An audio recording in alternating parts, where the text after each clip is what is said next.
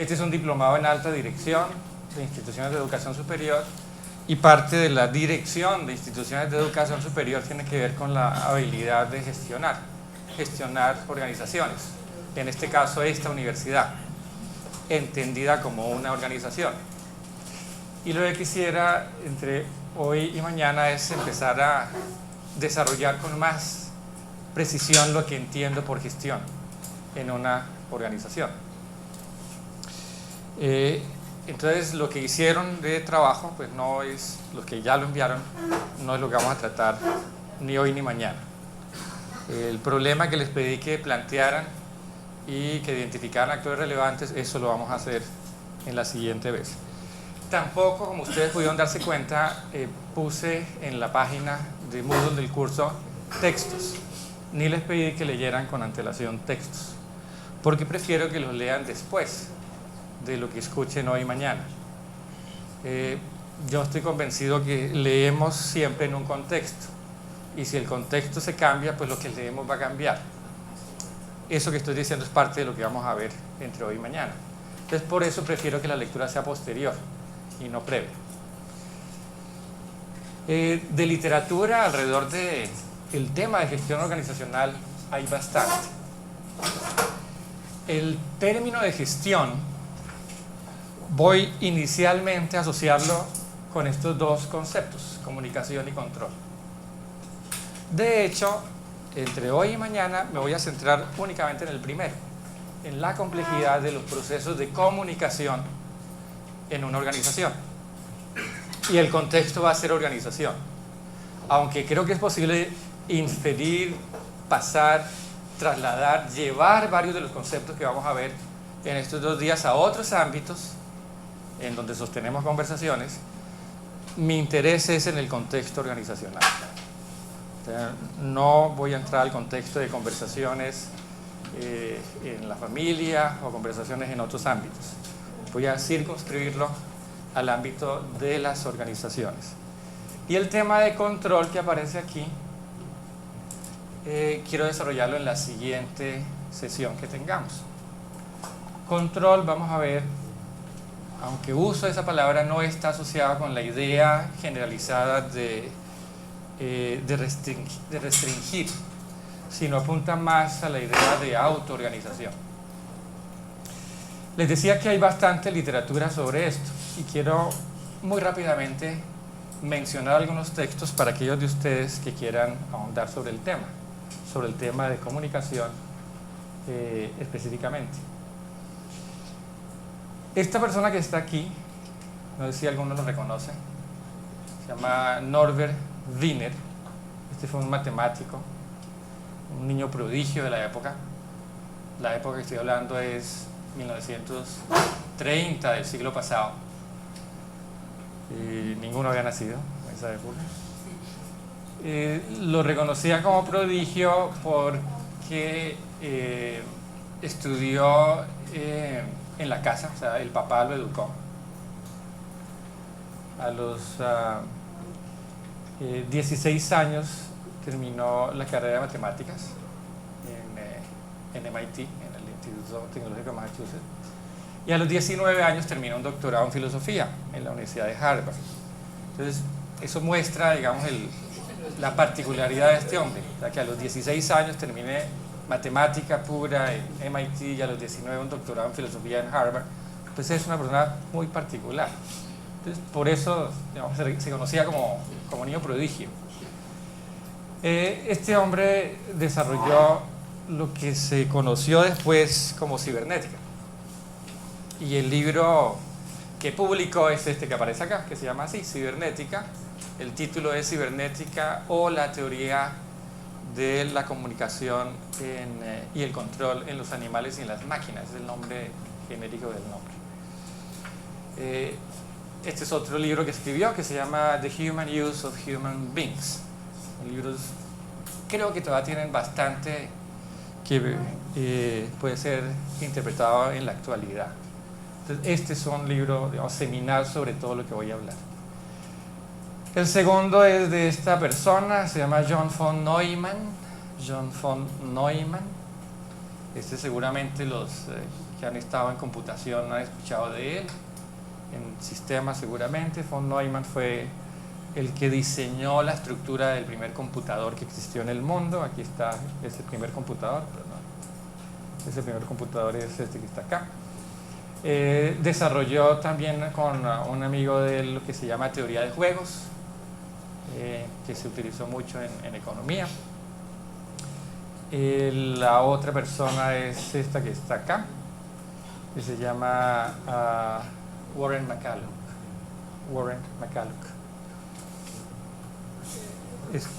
Warren McCulloch, que desarrolló, este era un neurofisiólogo, y desarrolló en los años 40 y 50 algo que se conoció como la epistemología experimental. Este fue un punto crucial en el desarrollo, creo yo, del pensamiento científico, la epistemología experimental.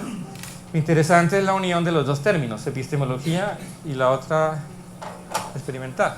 Hasta ese momento el estudio de la epistemología estaba más asociado con la capacidad de razonar en términos lógicos. Pero McCulloch empieza a plantear la necesidad de entender los procesos de conocer a partir del estudio del funcionamiento del cerebro y del sistema nervioso. Y esa posibilidad que experimentalmente en la época empezó a darse, es decir, mirar cómo operaba el sistema nervioso de un animal sin matarlo, dio lugar a lo que él llamó la epistemología experimental. Es decir, buscar raíces biológicas de la epistemología. De eso vamos a hablar en algún momento. El otro es este joven que está aquí, se llama Heinz von Förster. Él era sobrino de Wittgenstein, perteneciente al al Círculo de Viena de la época. Él trabajó el tema de cibernética, pero desarrolló lo que se conoció como cibernética segundo orden. Es decir, mientras que Wiener hablaba de sistemas que los describía en términos de procesos de comunicación y control, este hombre empezó a hablar de el papel de quien describe a esos sistemas. Es decir, que en toda la discusión metió al observador. Por eso se llama de segundo orden. El título del libro, digamos, más famoso de él se llama Observing Systems. Y es un título que en inglés la traducción directa al castellano es fregada. Porque cuando yo digo Observing Systems, estoy hablando de quien observa el sistema o de sistemas que observan. Cuando le preguntaban qué quería decir con el título, él dijo las dos cosas. O sea, no solo sistemas que observan, sino la observación de sistemas. O sea, yo observo un sistema, pero yo soy parte del sistema.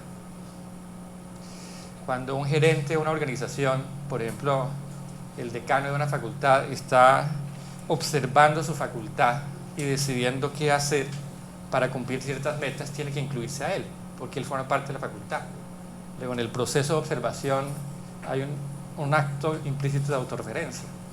Esa autorreferencia es la parte interesante del trabajo de este hombre. Por eso el título de este libro, Understanding, Understanding. En los años 50, un británico que se llama Stafford Beer, que está acá, toma estas ideas de cibernética y las aplica a las organizaciones. El diseño de sistemas de comunicación y control en organizaciones es lo que se llama la cibernética organizacional. Tiene 12 libros que publicó, él murió hace unos 6 años, estos son 3 de esos libros. La otra persona que voy a mencionar también es este que está acá, no sé si alguien lo conoce, es un biólogo chileno, médico, biólogo, se llama Humberto Maturana. Humberto Maturana desarrolla lo que hoy en día se conoce como el constructivismo radical. De estas palabras vamos a hablar a lo largo de hoy y mañana. El otro es Raúl Espejo, que varios de ustedes lo conocen. Él ha estado aquí en la universidad en varias ocasiones. Raúl lo que hace es tomar muchas de estas ideas que aparecen acá, el desarrollo de lo que está aquí, y las plasma en una metodología que permita hacer diagnóstico de estructuras de organizaciones y diseñar estructuras en organizaciones, utilizando algo que desarrolló Stafford que se llama el modelo del sistema viable. Interesante históricamente, quien aglutina todas estas ideas es esta persona que está acá. ¿Alguien lo conoce? Doctora Nidia, estoy seguro que está muy lejos. Es de Salvador Allende. Allende, no, la foto es joven, o sea que no es la foto más conocida de él cuando estuvo después en el poder, entonces antes de llegar a la presidencia en Chile. Allende, seguramente ustedes lo han escuchado, pues el gobierno de Allende cuando llegó al poder es el único gobierno de izquierda que lidera una persona como Allende, que llega por votación popular al poder, el único en la historia. Y Allende pues vive hasta que muere en el asalto al palacio que hace Pinochet. Pero en los 3 años que estuvo, curiosamente, ese asalto ocurre el 11 de septiembre del 73. Cuando estuvo Allende en el poder, su visión socialista del Estado lo lleva a buscar apoyo para hacer un diseño descentralizado de las funciones del Estado. Socialismo, 73. Y termina contratando a Stafford como asesor para que aplique sus ideas del modelo viable, pero a una organización de un Estado socialista. Stafford lo lleva a Chile el ministro de Economía de Allende, que se llama Fernando Flores, alguien también muy particular, a quien nos vamos a referir más adelante. Flores tenía 22 años cuando lo nombraron ministro de Economía, 22 años. Y a los 22 años el ministro de Economía de Allende lleva a Stafford, y cuando lleva a Stafford conocía a Heinz, por supuesto conocía el trabajo de Wiener, había sido el discípulo de McCulloch y conocía a Maturana. Maturana ya había estado trabajando con Heinz von Foerster durante varios años. Y todos estos se encuentran para hacer el diseño de ese sistema de la economía chilena del momento. Contratan a un jovencito recién graduado de la universidad para que maneje toda la base programática del sistema. El jovencito es este que está acá. Y el resultado es todo este tipo de documentos. El último de estos documentos es este libro. Este es un libro que escribimos con Raúl el año pasado, lo terminamos de escribir, duramos 7 u 8 años escribiéndolo, que hace una síntesis de todo esto en el tema de gestión organizacional. Esta es como la visión en términos históricos de conceptos, basándome en autores que quiero desarrollar hoy y mañana. Esta presentación, por supuesto, va a estar en Moodle, entonces no es necesario que ustedes tomen nota, ahí va a estar. Y la bibliografía específica asociada a estos libros también va a estar en la presentación, para aquellos de ustedes que quieran ahondar en algunos de los temas.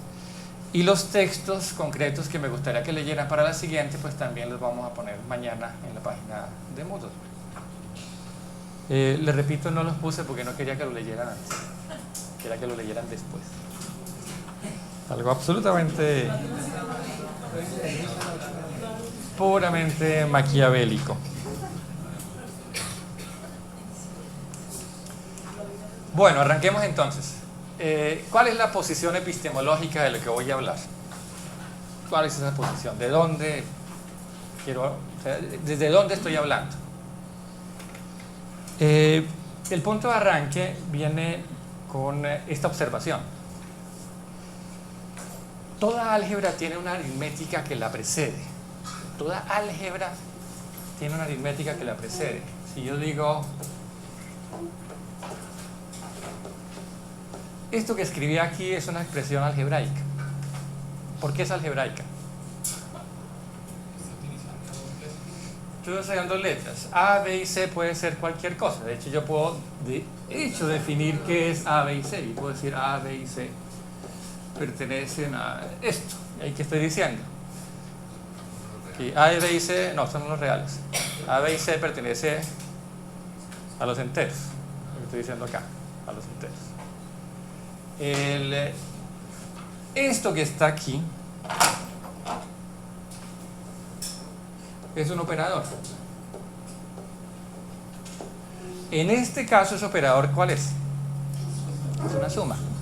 Pero yo podría poner aquí cualquier operador. Por ejemplo, ¿y qué operador es ese? No, ese operador es un asterisco.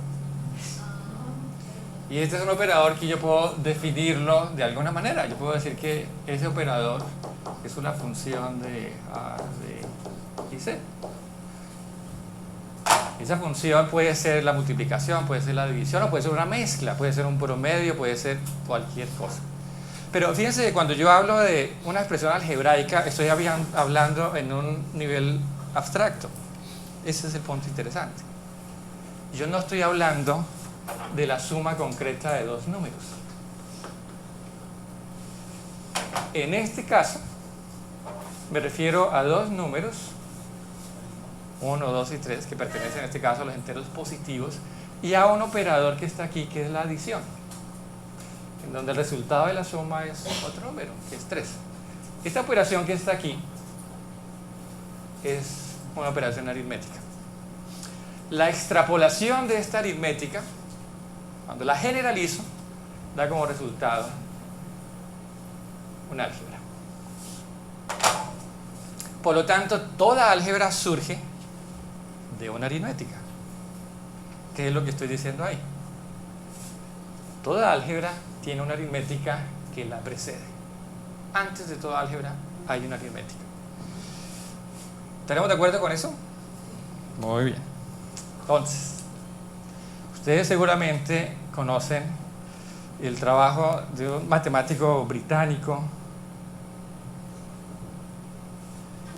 que nació y vivió gran parte de su vida en la ciudad de Lincolnshire, nororiente de Inglaterra, que se llamaba George Boole. ¿Recuerdan lo que hizo Boole, o por lo que es conocido Boole? El álgebra de Boole. ¿Se acuerdan qué es el álgebra de Boole? El álgebra booleana es el álgebra que permite formalizar la lógica. Por eso el nombre del libro en donde él describió esa álgebra se llama así, se llama The Laws of Thought, las leyes del pensamiento. Ese es el título del libro. Y lo que él hace es describir cómo opera en la práctica la lógica de Aristóteles, que se basa en proposiciones y en operaciones lógicas sobre esas proposiciones, para asegurar que en la medida que yo parto de una proposición y hago operaciones sobre ella, voy construyendo una cadena de proposiciones de tal forma que si la primera es cierta, la última de la cadena sigue siendo cierta. Y lo que debo asegurarme es que en ese cálculo, en ese paso de proposición a la siguiente, se mantiene el valor de verdad de la proposición. Todas esas reglas para tomar una proposición, operarlas y llegar a otra, manteniendo el valor de verdad, es la lógica. Ahora Aristóteles lo planteó como normas escritas, reglas. Lo que hizo Boole fue plantearlo en términos abstractos y creó lo que se llama el álgebra de Boole, el álgebra asociada a la lógica aristotélica. Pero la pregunta que surge es, a partir de lo que dije aquí arriba, ¿cuál es la aritmética que precede al álgebra de Boole? Pregunta fregada. Porque es claro, en términos matemáticos, si yo digo que esta es una álgebra, pues buscar una aritmética que es algo así. Pero cuando el álgebra lo que hace es describir el proceso de la lógica, ¿cuál es la aritmética anterior? ¿Cuál es ese cálculo aritmético que es previo al proceso de la lógica? Interesante pregunta, ¿cierto? Ahora, esa pregunta la abordó otro matemático británico que nació en la misma ciudad que Boole, Lincolnshire, nororiente de Inglaterra. Boole vivió entre 1815 y 1864. Este otro británico se llama George Spencer Brown, nació en 1923. Hasta el año pasado estaba vivo todavía. Y él escribió un libro cuyo título es similar al de Boole. El título se llama así, Laws of Form, las leyes de la forma. Y lo que hace Spencer Brown en este libro es responder a esta pregunta.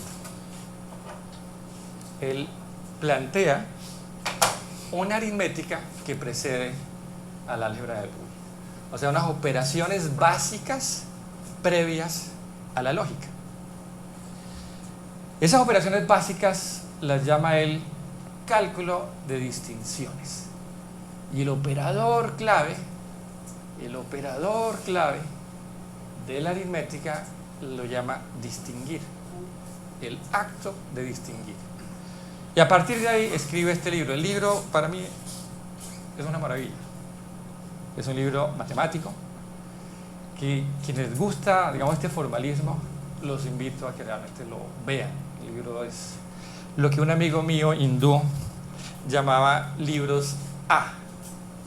Hablando alguna vez con este compañero sobre libros, yo le decía, hay libros buenos, hay libros malos, libros regulares. Y él me decía, no solo eso, hay libros buenos, malos, regulares y libros A. Yo le decía, ¿qué es un libro A? Me decía, pues mira, un libro A es uno que usted lo lee y dice, sigue leyendo y dice, ese es el libro A.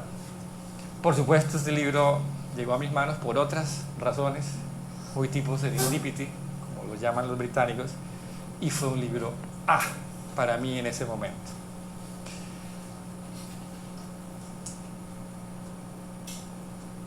¿Qué es el cálculo de distinciones?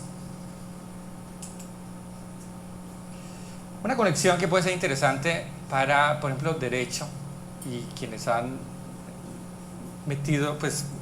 manejado el tema en filosofía, es la conexión que hay entre estos dos, entre Spencer Brown y Charles Peirce.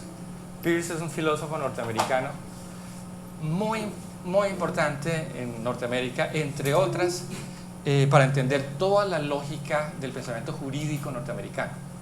Gran parte de la forma de razonamiento jurídico de Estados Unidos, incluso hoy en día, viene del trabajo de Peirce.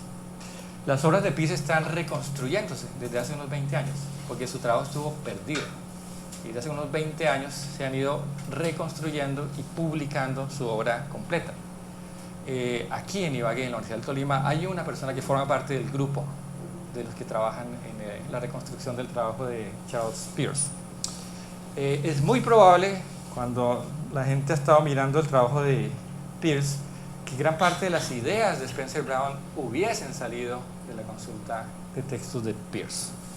Entonces, en honor a ser justos, yo creo que gran parte de lo que vino de aquí salió del trabajo original de Peirce. ¿Cuál es el punto de arranque? Como decía, distinguir es la operación cognitiva básica. Esa es la propuesta de la que parte Spencer Brown. El acto de distinguir es la operación cognitiva básica, como el punto de arranque. ¿Cómo distinguimos? Ese es el cálculo de distinciones. Esa es la aritmética previa a la lógica. Pero, ¿qué se quiere decir con distinguir? Por ejemplo, si yo tengo este tablero que está acá y les digo que observan ahí, probablemente me dirán, pues un rectángulo de color verde probablemente. Pero aquí adentro de esto no distinguen más, no diferencian nada distinto a lo que está acá. Si yo quisiera distinguir un círculo, es decir, dibujar un círculo, lo que haría es dibujarlo. En este momento es muy probable que todos distingamos un círculo. Distinguirlo es separarlo de lo que no es lo que estamos llamando el círculo. Entonces ahora aquí hacemos una distinción en donde aparecen dos cosas, aparece esto y aparece esto. Lo que estoy distinguiendo es un objeto que está en un contexto. A eso me refiero con distinguir en términos genéricos. Cuando yo pregunto, si les pregunto, díganme qué observan acá, ¿qué me dirían? Los que ven, porque pronto atrás no ven nada. dirá una USB, una memoria flash o una mano, pero sea lo que sea, ustedes responden a la pregunta de qué observan o qué distinguen, puedo decirles incluso. Entonces, cuando ustedes están haciendo eso, están observando esto y no el resto. A eso me refiero, que observan lo que distinguen en el contexto de lo que no está siendo distinguido. Lo interesante de ese acto básico de distinguir, como lo señalaba Spencer Brown en ese libro, es que en cualquier tipo de distinción, cuando se hace la distinción, en el momento en que se hace la distinción, aparecen tres elementos siempre. Y siempre aparecen tres al mismo tiempo. ¿Qué elementos aparecen? El adentro, el contexto, o lo que se llama aquí el afuera, y el borde. Y siempre aparecen los tres. Si yo no cerrase el círculo con el borde, el círculo no aparece. Aparece parte del círculo, pero no aparece un círculo. Solo en el momento en que yo cierro el círculo, o sea, delimito el borde, en ese preciso instante aparece el borde, que lo acabo de dibujar, pero aparece lo que está dentro y aparece lo que está afuera. O sea que el borde delimita siempre lo que quiero delimitar de lo que no se está delimitando. Lo otro que aparece siempre es que cuando hago la distinción, yo defino si voy a hablar de esto o de esto. Puedo que yo haga esto y hable de afuera, o hago esto y hablo de adentro. La decisión es nuestra, del que hace la distinción. Pero una vez que lo hace, es lo que Spencer Brown llama una indicación. Y esos son los cuatro elementos de todo el cálculo de distinciones que propone Spencer Brown. Dibujar un borde. Al dibujar el borde aparece lo distinguido, que yo lo indico. Y una vez que lo indico, hablo de eso. Y al hablar de eso, en el contexto aparece lo que no es. Fíjense que presentado de esta manera, tiene mucho sentido esto que estoy diciendo. Cualquier proceso cognitivo parte de un proceso de distinción. Cualquier cosa de la que yo quiera hablar, decir, incluso pensar, parte de un ejercicio de distinción. Porque en el momento mismo en que lo estoy haciendo, lo estoy distinguiendo. Muy bien. Lo interesante de este proceso de distinguir es que todos nosotros distinguimos, hacemos distinciones todo el tiempo y lo hacemos a través de nuestros sentidos. Por ejemplo, les pregunté qué observan acá y al hacer eso la distinción es visual, pero puedo poner una música y preguntarles qué estamos escuchando y la distinción es auditiva, o puedo darles a degustar un vino y el proceso de distinción es gustativo, o les puedo pasar algo para que toquen y la distinción es táctil. Entonces, en cualquiera de los sentidos estamos haciendo distinciones. De hecho, lo hacemos en todos los sentidos, probablemente de manera simultánea. Pero ese proceso de distinguir tan natural para nosotros, si lo empezamos a estudiar con más detalle, encontramos que el proceso depende de varios aspectos. O sea, las distinciones que hacemos dependen de varios aspectos. ¿De cuáles? Por ejemplo, dependen de la estructura biológica. ¿De quién? De quien hace la distinción. Miren lo que quiero decir. Supongan ustedes que me restringo a las distinciones que hagamos en el dominio auditivo, o sea, escuchando. Si representamos de esta manera, de una manera muy simple, el sistema auditivo nuestro, de los seres humanos, está acá. Esto probablemente lo hayamos visto en algún momento en el colegio. Martillo, el nervio coclear, la cóclea, etcétera, etcétera. ¿En qué consiste el proceso de escuchar? ¿Qué es lo que incide sobre el sistema auditivo que está en el oído? Lo que incide es una onda. Una onda es una onda en este caso ¿de qué? Sonora. ¿Y sonora qué quiere decir en este caso? Es... ¿Perdón? Son cambios de presión ¿de qué? De aire, ¿no? O sea, si el medio de comunicación es este, lo que está llegando a nuestros oídos y a los de ustedes son variaciones de aire que están moviéndose así. En la medida en que yo estoy hablando, lo que estoy generando con mi hablar es eso, es un movimiento de diferencias de presión del aire. ¿Qué es lo que llega acá? Ahora, cuando llega acá esa onda que está vibrando, pues lo que hace es poner a vibrar las partes del sistema auditivo, y cuando esto vibra, pues se activa todo el mecanismo y al final sale un impulso que va directamente al cerebro. Pero fíjense que podrán existir frecuencias de vibración para las cuales esto no reaccione. Sí, porque este es un mecanismo que es mecánico. Es mecánico, está ahí, lo tenemos todos nosotros. Si la onda vibra demasiado rápido, probablemente esto no se mueva. Y si es demasiado digamos, el periodo de vibración, la frecuencia de vibración es muy alta, probablemente tampoco reaccione.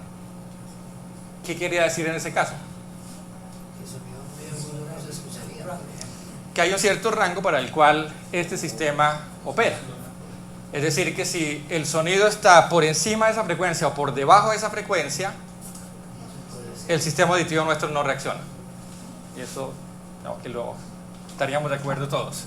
De hecho, esa frecuencia para el caso del hombre está entre 20 y 20.000 Hz. Entre 20 Hz y 20.000 Hz. Frecuencias de sonido que estén por debajo de 20 Hz no las escuchamos, o sea, no las distinguimos. Frecuencias que estén por encima de 20.000 Hz no las distinguimos. Es claro porque la distinción en el ámbito del auditivo está asociada con la estructura de nuestro sistema auditivo, ¿cierto? Esa es la restricción.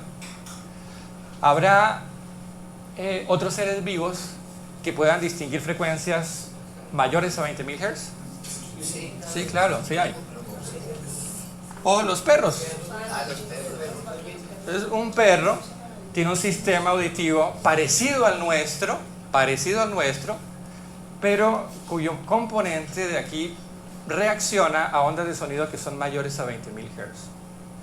Es decir, que si yo me invento un pito en el cual yo soplo y ninguno de nosotros escucha nada, ¿puede que un perro sí? Perfectamente sí. De hecho, existen esos pitos que lo usan los entrenadores. Ahora, esto que estoy diciendo también se aplica a otros ámbitos y otras especies. Una de esas especies es el sapo. Traigo a colación el sapo porque les mencioné hace un momento que Warren McCulloch fue de las primeras personas que empezó a preguntarse por la epistemología basada en la experimentación. Y el primer experimento que se hizo publicado, que empezó a mostrar esa conexión, fue este, cuyo título aparece acá. Dice, What the frog's eye tells the frog's brain. Se traduciría como, ¿qué le dice el ojo del sapo al cerebro del sapo? O sea, la pregunta era, ¿cómo es esa conexión entre el ojo y el cerebro? ¿Será que cuando vemos, lo que vemos es una imagen que aparece allí en el cerebro? Como una cámara que toma una fotografía y se la revela en el cerebro. Si yo veo una mosca, es porque la mosca aparece dibujada aquí en el cerebro. Bueno, el tipo de preguntas que empezaban a hacerse. Y empezaban a hacerlo mirando a un sapo. Lo interesante en esa época, insisto, era poder observar el mecanismo de visión del sapo sin matar al sapo. Porque hasta antes de esa época, la única manera de observar por dentro un animal era matándolo. Entonces hacía una disección, entonces la anatomía mostraba pues lo que fue, pero no lo que es. Y no era posible hablar de cómo opera un sistema pues vivo, porque una vez que yo lo abro ya lo maté, entonces ¿cómo lo hago? Pero en ese momento empezaron a aparecer mecanismos que permitían hacerlo, permitían observar por dentro del cuerpo sin matar. Para sintetizar, el resultado de la pregunta fue esta. Lo que el sapo ve, si lo dijéramos en términos nuestros, sería lo que dice ahí. ¿Qué observa el sapo? Sombras en movimiento. O sea, el equivalente a algún objeto que sea de color oscuro. Pero no solo que sea de color oscuro, sino que se esté moviendo. Es decir, que si lo que le vamos a poner al frente al sapo no se mueve, ¿qué va a pasar? Fíjense las implicaciones de eso. Supongan que ustedes tienen un sapo, no le dan de comer durante 3 días experimento imaginativo, ¿no? Porque es terrible eso en biología, pero imagínense. Imagínense que además lo ponen en una cajita, convencen a una mosca de que tan pronto entre a la caja se quede quieta y no se mueva. Ustedes le hacen terapia a la mosca, la convencen, la ponen, el sapo está así, la mosca la ponen acá y después de un rato ustedes ven que el sapo hace así. ¿Y qué pasa? No pasa nada. Y este sapo puede estar a punto de morirse de hambre. Y en todo caso hace todo esto y nada. Fíjense lo interesante de eso, porque ustedes como experimentadores podrían afirmar lo siguiente, podrían decir, es que el sapo es ciego, como que no ve la mosca. Fíjense que esa afirmación que hace el experimentador es una afirmación que confunde dominios de observación distintos. Confunde el dominio de observación del experimentador del dominio de observación del sapo. Desde el dominio de observación del experimentador, fíjense que el experimentador está en una posición privilegiada de observación, porque simultáneamente puede observar al sapo, a la mosca y la interacción. En cambio, en el dominio de observación del sapo, ¿qué observa el sapo? Si yo le preguntara al sapo por qué no se comió la mosca, ¿qué diría el sapo? ¿Cuál mosca? En el mundo del sapo, de observación, no existe la mosca. En el mundo del sapo no existe la mosca. No existen las moscas quietas. No existe la mosca que estoy diciendo. Porque si tú dices las moscas quietas, eso es algo que pertenece a la aplicación nuestra, no a la del sapo. O sea, el sapo no piensa como el experimentador. Por eso, digamos, todos estos programas de... ¿cómo se llaman estos canales? No, sobre todo los de animales. Animal Planet tiene un montón de, digamos, de documentales que no tienen mucho sentido. Entre otras muchos británicos, en donde lo que ustedes ven es una telenovela. Entonces, y ustedes observan a la gacela que está observando en este momento a su animalito y lo que decide es traerle comida para que no se muera de hambre, porque es toda una explicación desde la perspectiva del observador que no tiene nada que ver con lo que está pasando en el dominio de interacción de la gacela. Y sin embargo es un cuento que alguien se inventa, normalmente lo inventan después de editar las tomas. Entonces yo hago un montón de tomas, la edito y con las tomas que edito me armo la historia y con esa historia cuento lo que digo que pasa, pero le ascribo la explicación al dominio de la observación y es una explicación que es completamente inventada.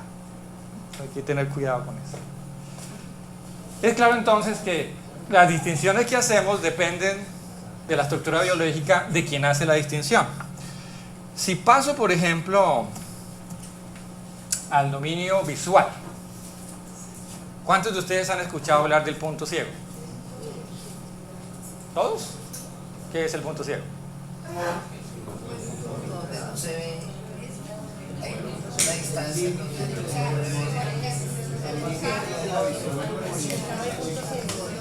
Por ejemplo, estos experimentos que ustedes pueden hacer ahorita o en sus casas, antes de dormirse esta noche, en una hoja de papel dibujan la cruz y el punto negro y lo que deben hacer es,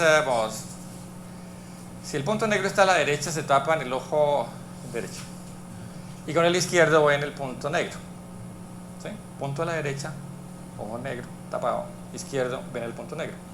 Y luego empiezan a acercar lentamente, mirando siempre el punto negro, empiezan a acercar lentamente hacia ustedes el papel. Y va a haber un momento en el cual la X desaparece. O lo pueden hacer al revés.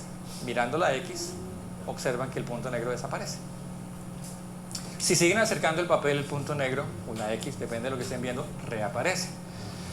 Ese punto en donde desaparece es lo que se llama el punto ciego. ¿Sí lo han hecho? Lo interesante aquí, la pregunta es ¿cómo explicamos esto? Pues una manera de explicar el punto ciego aparece acá. Nuevamente, si dibujamos el sistema, en este caso visual, fíjense que aquí está la pupila, la córnea, aquí viene la onda electromagnética en este caso que incide acá y se enfoca en la córnea. Ahora, el punto es que en toda esta parte, están lo que se llaman los bastoncillos.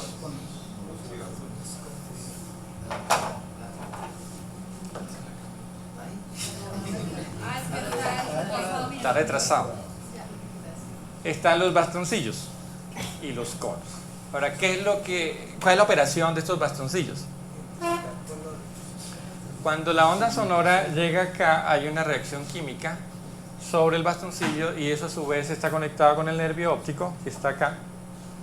Y del nervio óptico pues sale el impulso que va al cerebro. ¿En dónde no hay bastoncillos? En donde está el nervio óptico. ¿Por qué? Porque ahí está el nervio óptico. Entonces, físicamente es imposible que donde esté el nervio óptico haya bastoncillos. ¿Qué quiere decir? Que cuando la onda de luz llega justamente a donde está el nervio, ahí no pasa nada, porque no hay ningún bastoncillo que pueda reaccionar. Ese es el punto ciego, que es lo que aparece acá. Ese es el punto ciego. Entonces, si tu zancudo llega a una posición en la cual, si llega acá, y aquí está tu zancudo, pues si corresponde directamente con esto, está en el punto ciego, no lo ves. Todos tenemos esta estructura en nuestro sistema visual. Por lo tanto, todos nosotros tenemos puntos ciegos. Sin embargo, vamos por el mundo sin tropezarnos, ni caernos, como si no tuviéramos el punto ciego. Eso es lo interesante del punto ciego, que está ahí y no lo vemos. O sea, no vemos que no vemos.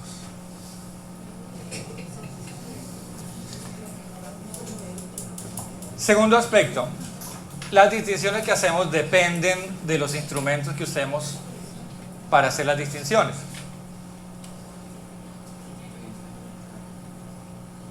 Es claro, por ejemplo, que con el simple ojo no podemos observar una nebulosa. A simple vista no podemos distinguir una nebulosa. ¿Qué necesitamos para distinguir una nebulosa? Pues un instrumento de observación, que puede ser un radiotelescopio. Lo mismo a otro nivel de escala. Observar huesos o tomografías o lo más pequeñito. Claramente las distinciones que hacemos dependen del instrumento que usemos para hacer la distinción. Y esto no solo se aplica a nivel de los sentidos visuales, sino auditivos también. Yo puedo escuchar frecuencias de más de 20.000 Hz si además del oído uso algún otro mecanismo. Entonces algún instrumento me permite amplificar esa capacidad para hacer distinciones. Pero en todo caso, el instrumento que utilice pues afecta las distinciones que yo puedo hacer. Lo siguiente, depende de nuestra historia. Las distinciones que hacemos dependen de nuestra historia, sí. Ahora, digo que depende de la historia. ¿En qué sentido? Probablemente ustedes conozcan esta historia. Esto está referenciado en varios artículos. Y tiene que ver con la variedad de blancos que distinguen los esquimales. Si a ustedes les preguntara de qué color es la nieve, probablemente la respuesta sea obvio, es blanca. Pero si usted le pregunta a un esquimal de qué color es la nieve, probablemente la respuesta sea depende. Depende de qué nieve me está hablando. Porque para un esquimal es distinto una nieve en la cual al pararse se hunde la persona, a una nieve en la cual al pararse se resbala, a una nieve en donde seguramente se esconden los osos polares. De hecho, los esquimales distinguen, y ahí depende de la fuente que uno consulte, entre 11 y 15 blancos entre comillas, de nieve. Y no solo los distinguen, sino además tienen un nombre. Aput, por ejemplo, es nieve en suelo blando. Kuana es la nieve que cae. Ese que no sé cómo pronunciarlo, la nieve resbalosa. Y así sucesivamente. Lo interesante de esto es que el origen, y fíjense que el lenguaje va ahí de la mano, no tiene que ver con la ociosidad. No es que los esquimales no tengan nada que hacer y decidieron inventémonos 20 palabras para describir el color de la nieve. No, es una decisión que está atada a su propia supervivencia. O sea, si no distinguen una nieve en la que al caminar se hunden, ahí está su vida. Pero no solo tienen que distinguirla al caminar, sino también distinguirla al hablar. Porque seguramente le van a decir a los jovencitos, cuidado con Juana. Bueno, todo lo anterior también en esquimal. Cuidado con Juana. Luego necesitaban una palabra para hacer la distinción. Y en esa distinción empieza el lenguaje a enriquecerse. Esa conexión entre distinguir el lenguaje, el crecimiento del lenguaje, la vamos a hacer más adelante. Pero fíjense que es parte de la historia misma de los esquimales el que las distinciones empiecen a crecer. En el caso nuestro, para algo más cercano, la nieve para nosotros es un poco alejada a nuestro contexto, pero por ejemplo, en la selva, el verde en la selva. Si ustedes van a la selva, frecuentemente todo lo que vean, o gran parte de lo que vean es verde, pero los que viven en la selva distinguen diferentes verdes, distinguen diferentes verdes, distinguen diferentes plantas de lo que nosotros llamaríamos maleza, maleza, maleza, maleza. Y para ellos es una planta para tal cosa, este es un veneno, este es otra cosa. Entonces, esa capacidad de distinguir está asociada con nuestra historia cultural. ¿Qué más puede incidir en el proceso de hacer distinciones? Lo otro que puede incidir es el estado de ánimo, o específicamente el estado emocional. Hoy lo veo todo negro, como dice Amparo, porque no cumplí la meta de...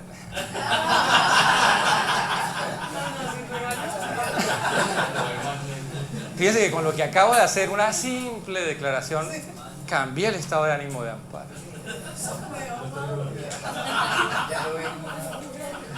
Y las distinciones que ella va a hacer pueden modificarse. Hay días en que somos tan lúgubres. Y seguramente hemos pasado, unos más que otros, por esos estados emocionales en donde el mundo aparece, se observa, lo observamos de manera diferente. Ahora, aparte de esta medio retórica que estoy diciendo, se ha hecho experimentos para demostrar esto. El más reciente que yo conozco es un libro de Gerald Clough, 2006, que aparece ahí. Una serie de experimentos que hicieron en Estados Unidos al sur, en donde mostraban cómo efectivamente las personas, al hacer distinciones en una situación particular, cambiaban las distinciones dependiendo del estado emocional. Para alterar el estado emocional de los individuos antes de la experimentación, utilizaban música.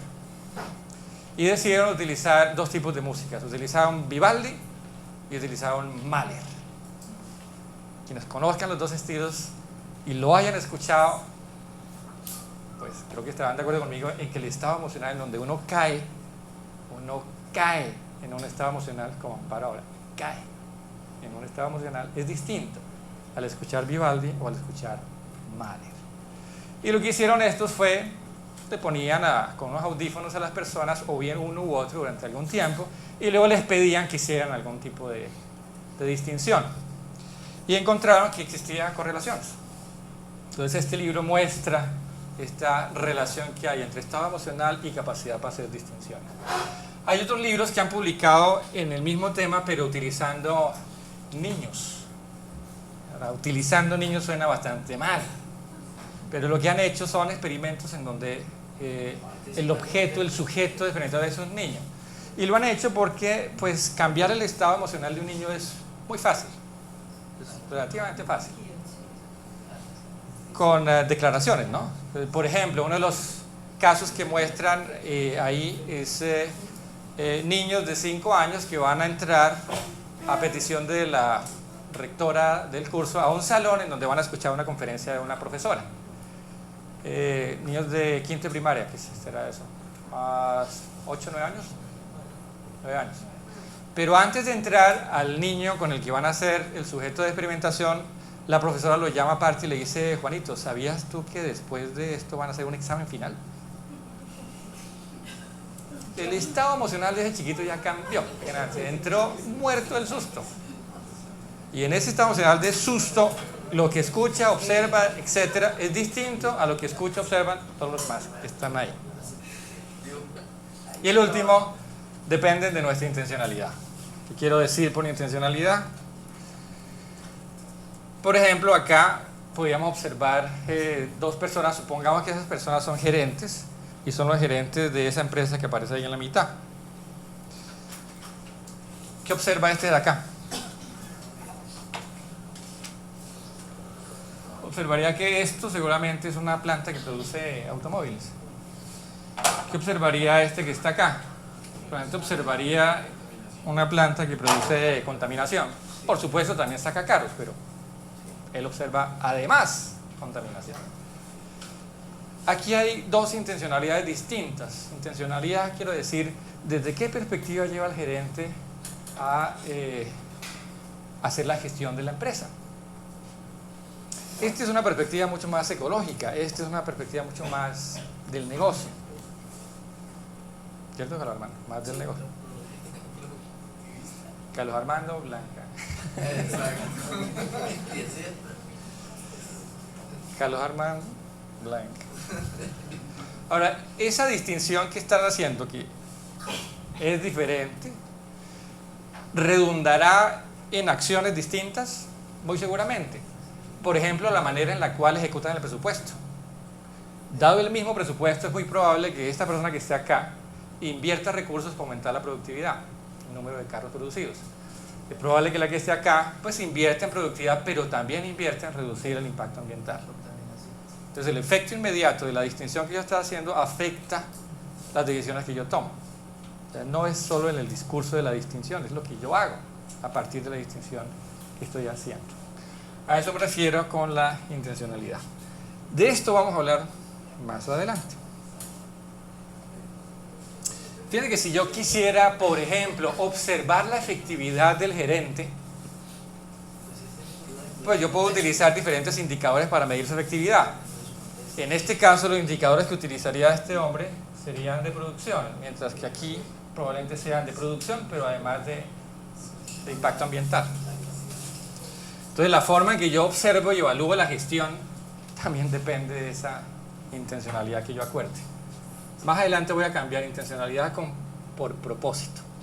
Por ahora voy a llamarlo intencionalidad. Más adelante voy a hablar de propósito. En síntesis, si la operación básica cognitiva es distinguir, y es lo que antecede a la lógica, de acuerdo a lo que estamos diciendo de Spencer Brown, y todos hacemos distinciones todo el tiempo, con nuestros sentidos, es interesante reconocer las limitaciones del proceso de distinción que hacemos, que es lo que estoy diciendo. O sea, todos tenemos limitaciones al distinguir. ¿Y las limitaciones son cuáles? Dependiendo de nuestra estructura biológica. Un ciego no distingue lo mismo que nosotros, distingue otras cosas. Desarrolla una habilidad de distinción con el tacto que nosotros no tenemos. Dependen del instrumento que usemos, dependen de nuestra historia, incluso de nuestra historia profesional. Quienes estudiamos ingeniería vemos el mundo de cierta forma, como lo ha hecho muchas veces la doctora Nidia. Quienes estudian filosofía lo ven de otra. Quienes estudian biología lo ven de otra. Y eso es nuestra historia. Pero esa historia es una historia que nos afecta profundamente. Nos afecta en la manera en que observamos el mundo. Dependen del estado emocional. Si ustedes van a pedir un aumento de salario al jefe, tengan en cuenta el estado emocional del jefe. Porque de lo contrario, lo que ustedes digan pues va a ser escuchado de una u otra forma. Y ese escuchar tiene que ver con las distinciones que en ese momento hace el jefe. Como dependen del estado emocional, piensen bien en qué estado emocional esperan que esté el jefe para hablar sobre ese tema. Y dependen de la intencionalidad, sí. En esa historia también están las capacidades que podemos desarrollar por el estudio, por la dedicación, porque por ejemplo hay personas que son expertas en alzar un huevo y decir acá hay un pollo o una futura gallina, pollo o polla. Pero si uno coge un huevo uno no sabe qué viene ahí. Y así muchos ejemplos. Sí, es parte de la historia que estoy diciendo. En el caso de la persona que tú estás llamando un experto, es porque a través de su historia laboral ha desarrollado esa capacidad de distinguir que nosotros todavía no hemos desarrollado. es probable que algunos puedan desarrollarla también con suficiente tiempo y dedicación. Pero, y esto es clave, lo que te entiendo que estás diciendo, pero también es importante reconocer lo que algunos aquí llaman facticidades. Facticidades son aspectos que nos limitan a aprender ciertas habilidades por el momento histórico en el que estamos. A mí me encantaría, por ejemplo, correr los 100 metros planos y ganarle a Bolt. Pero por más que intente, no hay forma, hay una facticidad en ese momento de mi cuerpo. Entonces, en este momento, si alguien quisiera ser el experto de los huevitos, probablemente muchos no puedan. Reconocer esas facticidades es importante. Bueno, dicho esto, vuelvo a la pregunta con la que arranqué. ¿Cuál es mi posición epistemológica? O sea, ¿desde dónde estoy hablando lo que estoy hablando? Decidí dibujarlo de esta manera. Un sujeto que puede llamarse un investigador en términos genéricos frente a una situación. El proceso de distinguir, si lo sitúo en ese diagrama, ¿estaría dónde? Ahí, en donde estoy equiparando indagación con distinguir. Indagar por preguntar, por distinguir. Entonces, fíjense que en esta posición no es una posición en donde el énfasis está en el objeto, que es lo que uno llamaría el objetivismo. O sea, las características del objeto están en el objeto, lo que hace el sujeto es develarlas, pero tampoco estoy en una posición solipsista, en donde el mundo está en la cabeza o en el sistema nervioso de esto. No. La posición que se está planteando acá está justamente en la mitad entre comillas, ¿no? O sea, no es que esté en el centro. Es decir, estás en la relación sujeto-situación, y la relación en el proceso de distinguir es en donde está la posición epistemológica de la que estoy hablando, desde la que estoy hablando. En otras palabras, el proceso de distinguir fusiona observador y lo que se distingue. No es posible distinguir sin observador que distingue y sin objeto que se distingue. Ese es el punto. Cuando hablamos de distinción, el énfasis no está ni en el objeto ni en el sujeto. El énfasis está en la interacción de los dos. Esa posición es lo que se llama constructivismo radical. Constructivismo radical. Esa es la posición epistemológica desde la que estoy hablando, el constructivismo radical. Ahora, en esa posición, el observar se redefine. Y se redefine, si lo escribo como una ecuación, pero solo para efectos de ilustración, el observar equivaldría a ver y observar, en donde ese y es una integración, o sea, no se puede disociar, no hay uno primero que otro, aparecen simultáneamente. El ver aquí tiene que ver con la interacción física, mientras que el interpretar tiene que ver con la operación biológica. Y fíjense que separo biológica de las dos. ¿Qué quiere decir esto? Que al observar vemos e interpretamos simultáneamente, vemos e interpretamos. Si no hay una interacción física, no es posible observar. Si la onda electromagnética no llega a mi oído, pues no observo nada. Pero si la onda electromagnética llega a mi oído, lo que yo observo no solo depende de lo que llega a mi ojo, no solo depende de lo que llega a mi ojo, sino depende de todo el proceso de interpretación que está asociado. Y ese proceso de interpretación es biológico. Biológica es lo que pasa aquí adentro. La interacción física es esto que está acá. Entonces lo que estoy diciendo es, la observación no está directa, no está únicamente relacionada con la interacción física, sino que además de la interacción física que se requiere, aquí se gatilla todo un proceso biológico. Y el resultado de esto que está acá, más esto que pasa acá, es lo que estamos llamando observar.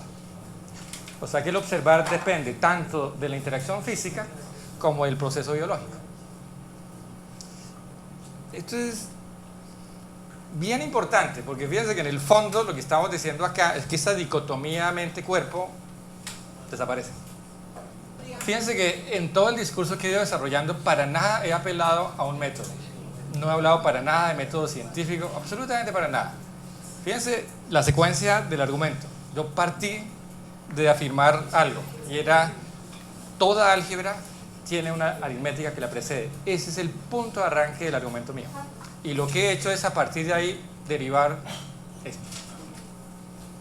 Entonces no ha habido ninguna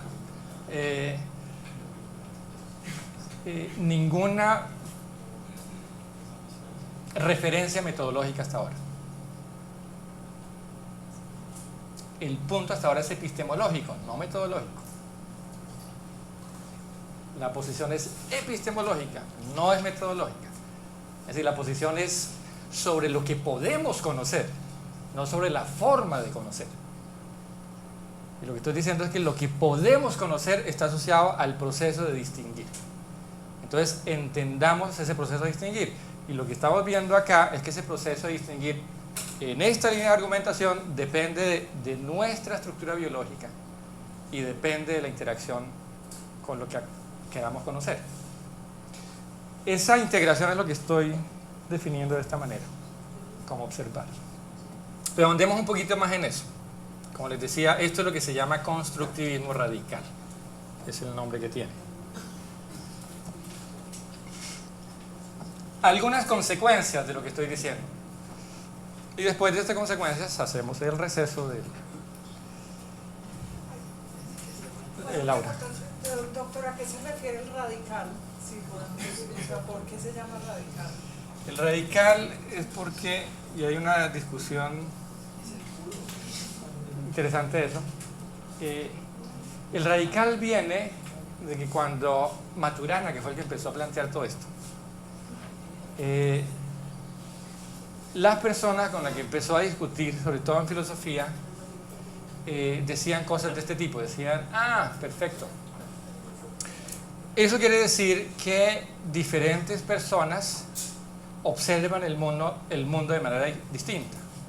El punto de Diego. Maturana decía: no. Afirmar eso es traer el objetivismo por la puerta de atrás. Porque cuando digo que diferentes personas observan el mundo de manera diferente, yo presupongo que hay un mundo que es independiente de los que lo observan. Maturana decía: no, este constructivismo es radical, en el sentido de que no hay un universo, hay un multiverso, no hay un mundo, hay muchos mundos. Entonces lo que tú dices, ya te respondí parte de la pregunta. No, el problema no es poner de acuerdo a diferentes personas sobre un mundo que estamos viendo de diferente manera. Es más complejo que eso. Es ponernos de acuerdo en mundos distintos que cada uno construye de forma diferente. Entonces el proceso de comunicación, que es en el fondo lo que quiero mostrar, es muchísimo más complejo de lo que pensamos. Comunicarnos es mucho más complejo de lo que pensamos. Y es tan complejo porque la base misma implica esto que estoy diciendo. Bueno. ¿Cómo se distingue el contexto? ¿Cómo se distingue? El contexto. Por el acto de indicación. Entonces, te decía antes que cuando tú haces una distinción, en algún momento tú decides sobre qué vas a hablar, sobre el objeto o sobre el contexto. Y es una decisión que es tuya, del que hace la distinción. Esa distinción es lo que se llama aquí una indicación. Entonces, si tú quieres hablar del contexto, pues háblate del contexto. ¿Cómo se distingue el contexto? En el momento en que tú haces la distinción, distingues el contexto. Para usar la forma que utilizó usted para presentar, yo delimito de todo ese espacio que hay de la pizarra un cuadrado. Digo, ese es el contexto. Mi pregunta es: ¿cómo defino yo que ese es el contexto? No, es que tú lo defines. Cuando tú dices este cuadrado, ya definiste el contexto. Contexto es eso que estás llamando cuadrado. Claro que cuando tú me dices... Ese contexto es voluntario. Es que mira que el contexto y la distinción surgen al mismo tiempo. Tú tienes esto y tú haces esto. En el momento en que haces esto, apareció un contexto. ¿Cuál es el contexto que apareció? Lo que no es esto. Lo que no es eso, yo lo estoy llamando el contexto. Por supuesto, tú puedes decir lo contrario. A mí me interesa hablar de esto, y el contexto de esto es este. Cuando tú vas a hablar, por ejemplo, de esta universidad, y tú defines la Universidad de Ibagué, y la defines en términos de un nombre que le pongas, y ese nombre estás diciendo, la Universidad de Ibagué hace esto de esta manera con tal propósito, por ejemplo, estás definiendo un contexto. El contexto en el cual esa universidad que estás nombrando así existe. Entonces, contexto y texto, para llamarlo así, surgen simultáneamente. En el momento en que tú defines un borde, yo te digo cuál es el contexto. De eso vamos a hablar mucho más adelante, cuando pasemos de este lenguaje más abstracto a un lenguaje más concreto de una organización. ¿Hay otra pregunta? Bueno, unas consecuencias rápidas. ¿Perdón? ¿El contexto pudiera tener otras funciones? Claro, en el momento en que tú decidas poner como objeto de distinción el contexto. Entonces, si tú ahora dices, voy a distinguir ese contexto, estás poniendo otra frontera. Por ejemplo, yo puedo decir, la Universidad de Ibagué es una institución de educación superior que hace tal cosa. Y luego puedo decir, la Universidad de Ibagué opera como parte del sistema de educación superior. El sistema de educación superior es un sistema que, y ahí le estoy poniendo un borde a un contexto en el que está incluida la universidad. Incluso puedo seguir. El sistema de educación superior es un servicio público en el país, en Colombia. Un servicio público es, y estoy pasando ciertos niveles. Y así sucesivamente. Dije entonces que observar es esa integración del ver y el interpretar.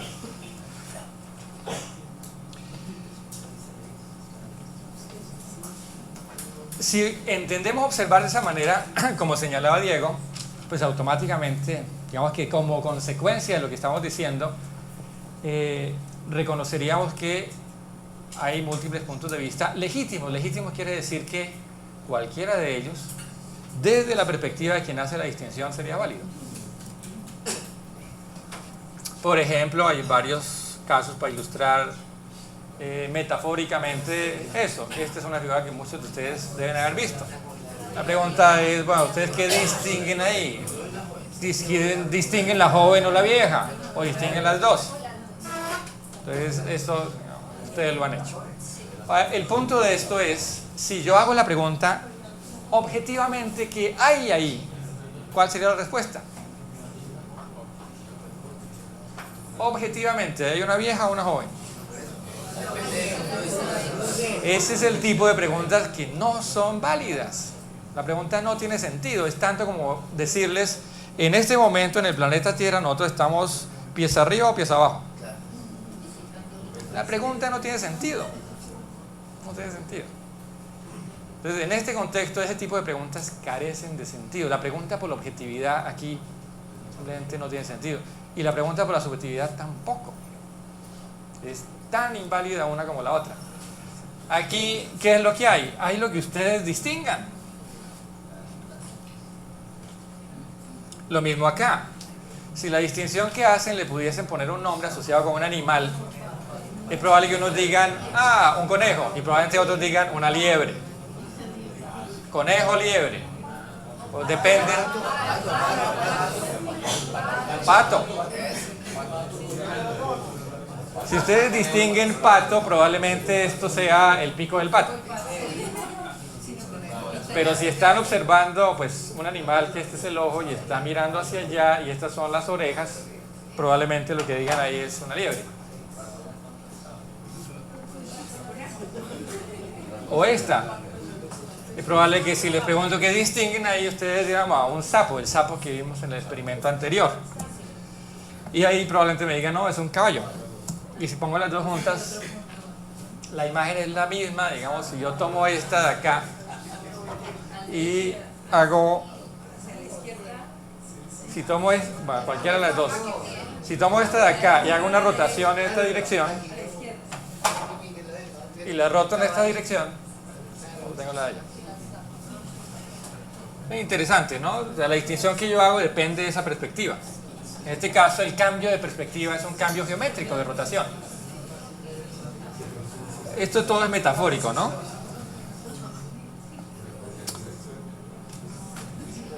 Una historia de Claude Lévi-Strauss. ¿Quién era Lévi-Strauss? No fue el que se inventó los pantalones Levi. No es él. Blanca Street no es Levi. Claude Lévi-Strauss no fue un músico, un antropólogo, exponente del estructuralismo. La historia que quiero contarles la escribió él. Parece fantástica la historia, pero como las preguntas que hace Yamid en Pregunta Yamid después de los comerciales.